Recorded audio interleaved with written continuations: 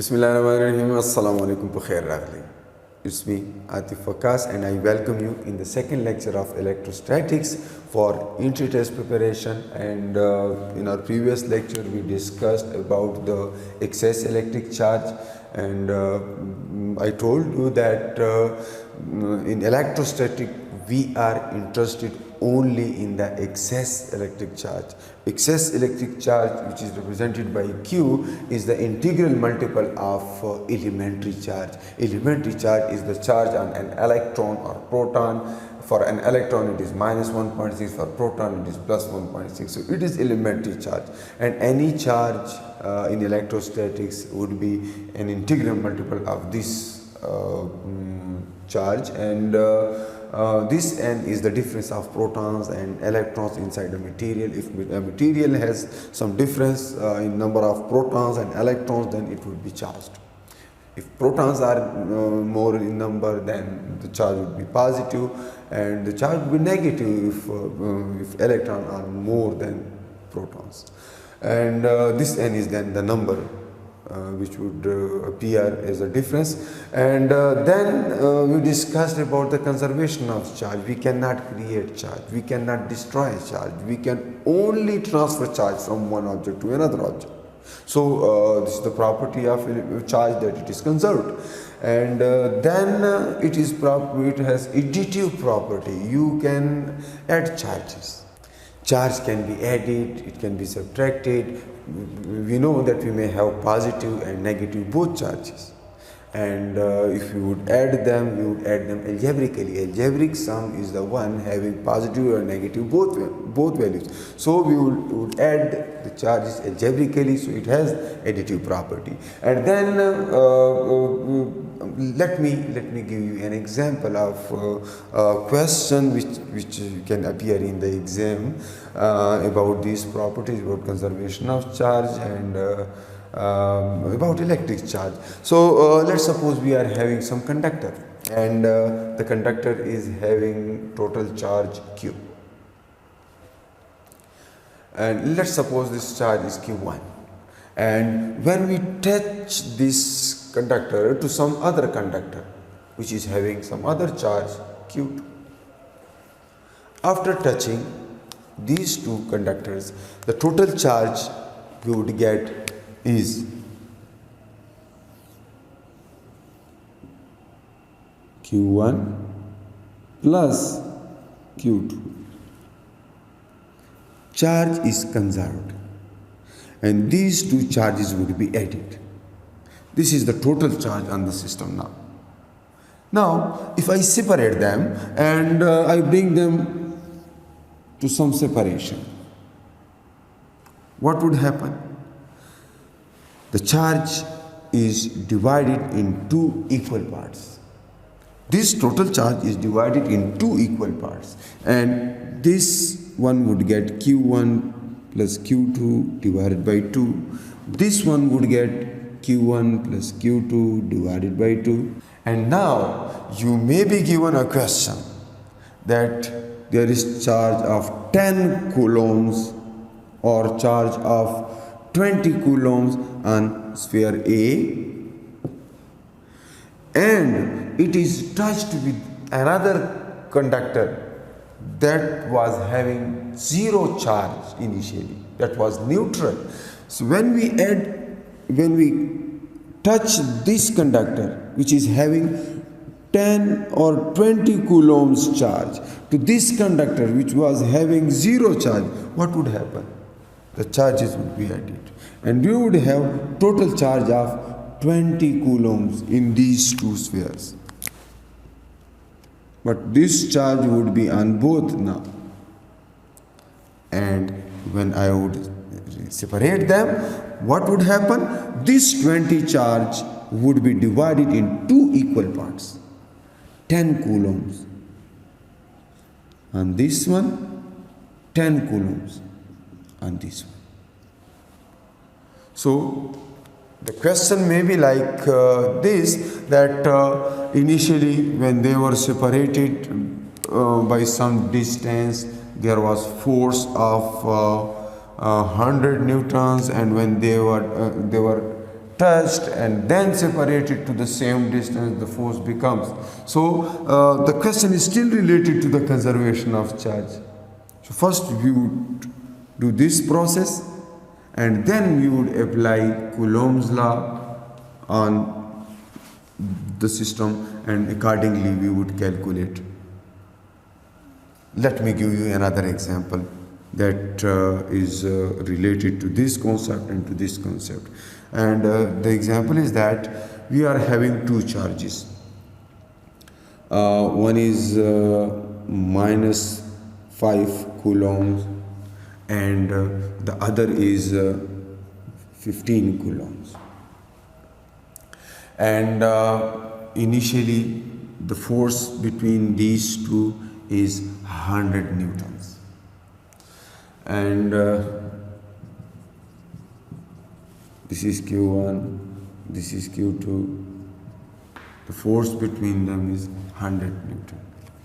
No separation is given, and it is not being told that whether they are placed in free space or inside some material. But the only information we have that we are having two charges. One is minus 5 coulomb, the other is 15 coulomb, and the force between them is 100 newtons.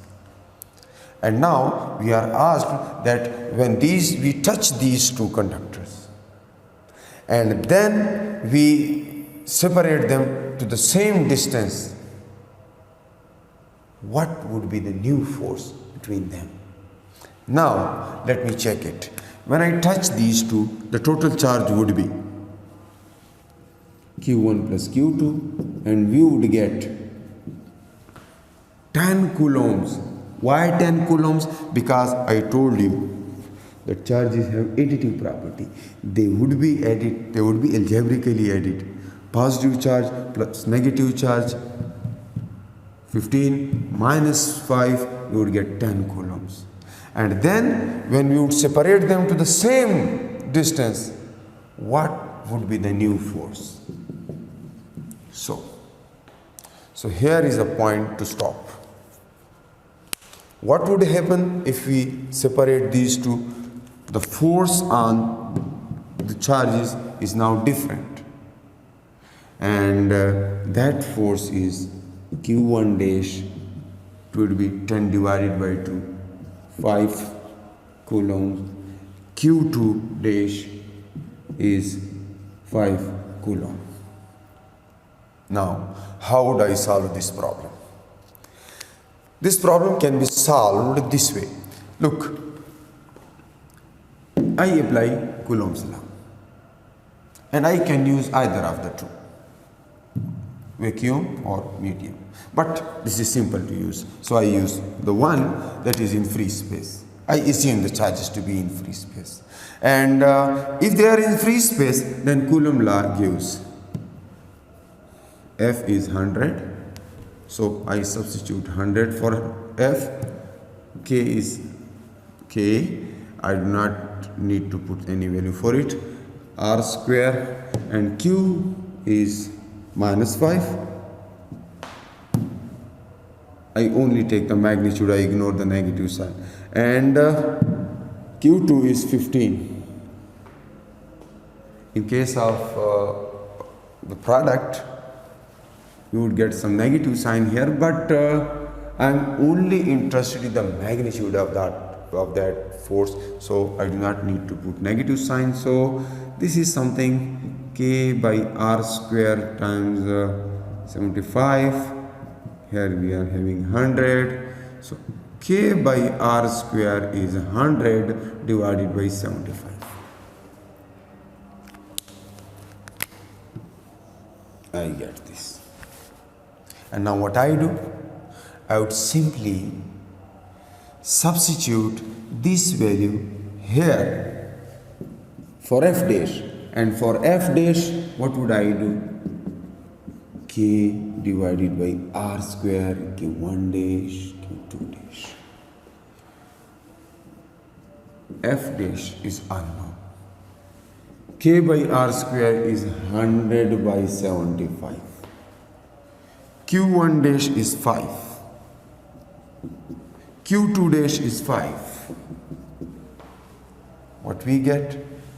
F dash is 25, 3, round about 100 by 3, 33.3.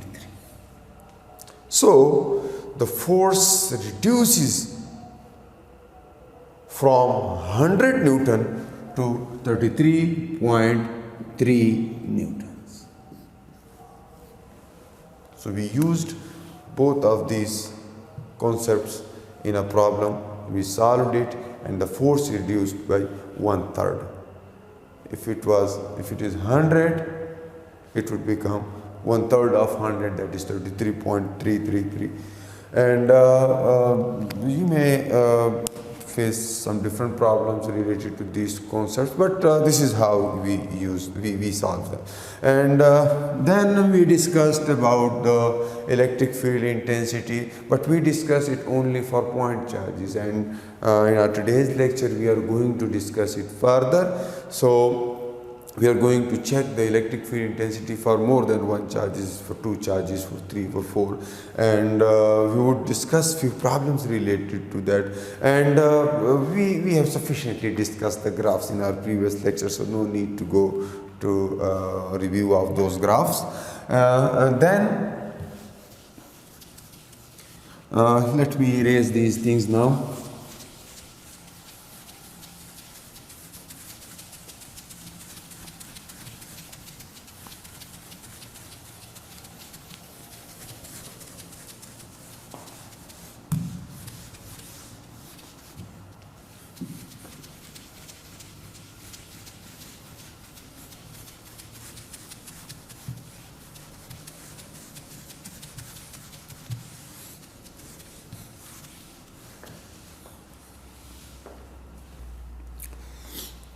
Now we discuss the electric field intensity because of several point charges.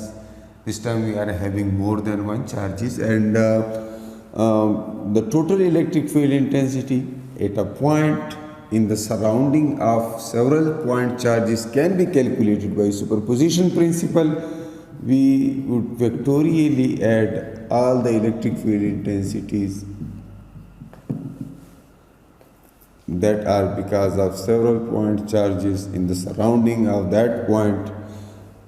Let's suppose we are having 2 charges. One is Q1 positive charge, other is Q2 positive charge. Both of them are positively charged, both of them have same magnitude. Then what is the total electric field intensity right at the middle between these 2 charged particles? Now, to know the electric field intensity here at this point, what we do, we first find the electric field intensity because of this charge. How can we do that? We know that electric field intensity is K times Q divided by R square because of a point charge having magnitude Q, and the point is separated by distance R from the source. And let me call this distance is R. So the electric field intensity at this point because of this charge is KQ divided by R square. What is the electric field intensity at this point because of this charge? Its magnitude is KQ divided by R square. Now how about the direction of those electric field intensities? Well, their directions are different. Electric field intensity because of positive charge is away in this direction, and electric field intensity because of this positive charge is away from the source is in this direction. And both of them would be having different unit vectors. The unit vector for this one, E1, would be a positive R. I write what direction is positive. Then the position vector for E2 for electric field intensity because of this charge would be minus R. And if I would add these 2 fields, what would I get? I would get 0. So electric field intensity in the middle point between two similarly charged particles is 0. What if one of the two charges is negative? Let's make it negative. What is then the total electric field intensity at this point? In that case, this vector here would be in this direction, because a negative source charge having field that is towards the charge, and this way the field due to the positive charge, which I represent with this blue vector, is added to the field due to this charge, that is represented by the black, and this way I get E total is E1 plus E2. And what is E1? E1 is KQ divided by R square with positive unit vector. What is E2? KQ divided by R square with positive unit vector, because both are in same direction, and we would get 2KQ divided by R square, both are in positive direction, and total electric field intensity would be doubled in case when the charges are opposite in sign. So similarly, you may be given a situation when you would be having some system like this. Here is a square, and you would be having 4 charges on its corners, and if I ask you the total electric field intensity here at the middle, the answer should be 0. Why 0? That is because if all of them are having same magnitude, same sign, then these charges would cancel the effect of each other. This electric field here, because of this charge, would be in this direction, because of this charge it would be in this direction, because of this charge it would be away, because of, and all of these vectors would cancel each other if the magnitudes are same and the signs are same. The distance in this case is same. Sometimes they ask that Q1 is 1 coulomb, Q2 is 2 coulomb, Q3 is 2 coulomb. What is Q here if E is 0? So automatically you get 1 coulomb. The question may be changed. Sometimes it is negative, this one is positive, sometimes this one is positive, this one is negative. They may give different situations, they may ask you different questions, but you should have one thing in your mind, that you need to have vector form of electric field intensity because of all of charges at that point. You need to have all the vectors and you need to add them vectorially, and then you will get the result. One of my students sent me a question related to this, and he asked me that let me write that question. He asked me that we are having a regular hexagon, all the sides of same length, yes, and there is charge on each side,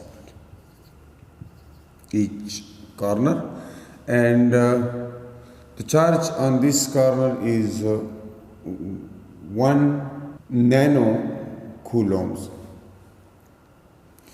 The charge on this is 10 nanocoulombs positive. The charge on this one is positive 10 nanocoulombs. This one is 5 nanocoulombs. And this one is 5 nanocoulombs plus 5. This one is minus, sorry. This one is minus 1 nanocoulombs. What is the electric field intensity here at this point if this one is 11 nanocoulombs? So it is very simple, though it seems complicated question, but it's very simple. That is because you only need to solve these two and forget about the rest. Why? That is because the field of this charge cancel the effect of this. Let me write it here. Because they are opposite to each other, they are similarly charged, their magnitude is same, their symbol of charge is same, both are positive, so electric field intensity because these two is 0. The same is the case for these two charges. It is 0 for these two charges. But these two charges are not same. So to calculate electric field intensity at this point because of these two charges, what you need to do, you need to know the distance. And let me call distance as R.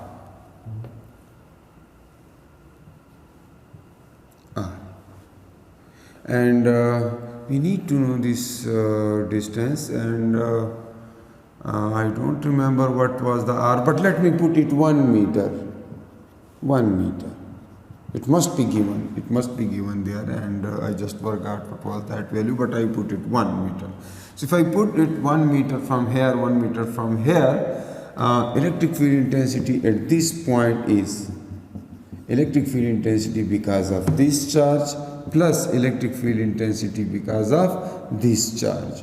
And electric field intensity because of that one is K Q1 divided by R1 square, because of the other is K Q2 divided by R2 square. I am adding these two. Why I am adding these two? That is because one is negatively charged, the other is positively charged.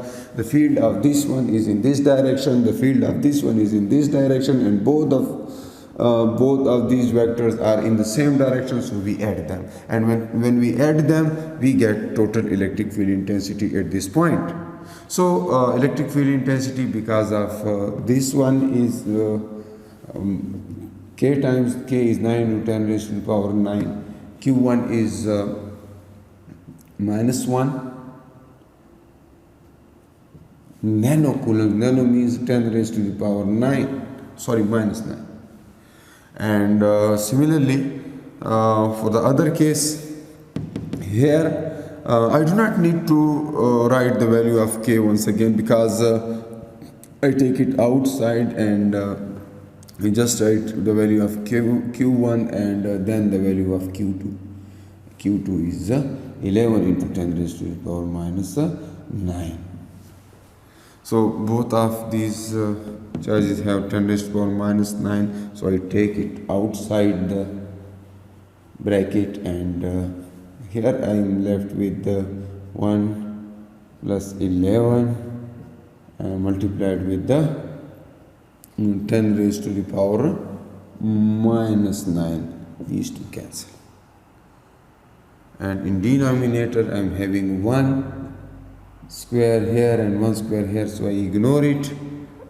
So only 9 multiplied with 11 minus 1 is 10.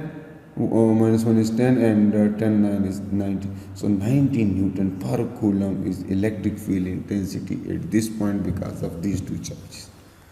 And with this I would remove all these things from the whiteboard and